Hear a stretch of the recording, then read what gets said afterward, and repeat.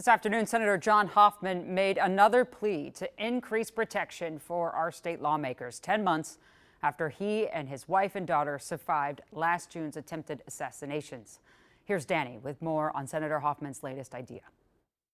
Even after he was shot 9 times last June, Senator John Hoffman says the threats against him haven't stopped. I have continually get voicemails and emails of that nature, Mr. Chair. According to the Department of Public Safety, threats against lawmakers jumped from 18 in 2024 to 93 in 2025 and have continued to increase even further so far this year.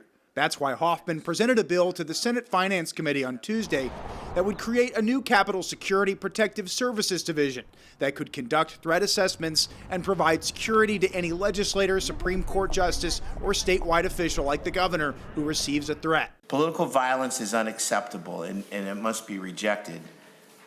But we must also adjust to this new reality, Mr. Chair. This bill is a necessary response and would keep elected officials and Supreme Court justices safe. Under Hoffman's proposal, 8 troopers would be trained into the Protective Services Unit in the first year, with 6 per year after that, along with 30 more troopers statewide responding to various threats. Given the existing staffing shortages, Republican Senator Jeff Howe raised concerns about whether State Patrol would need to pull resources away from Greater Minnesota to add more lawmaker protection. I'm not opposed to the bill. I'm just drawing it out to the big picture of what we're facing to get this done. According to State Patrol, creating a new Protective Services Unit would require some new hires in the agency, but any losses to Greater Minnesota would be backfilled.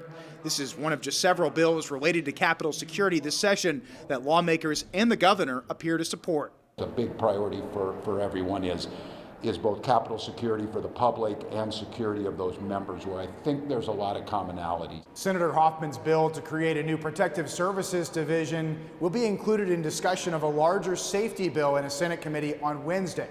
And given that it has bipartisan co-sponsors in the House, the outlook is encouraging. At the Capitol, I'm Danny Spiewak, KARE 11 News. It's just incredible they're continuing to do this work, especially Senator Hoffman, just 10 months after he was shot, and that, as you heard him say, he continues to get threats on his voicemail and on social media. We'll be right back.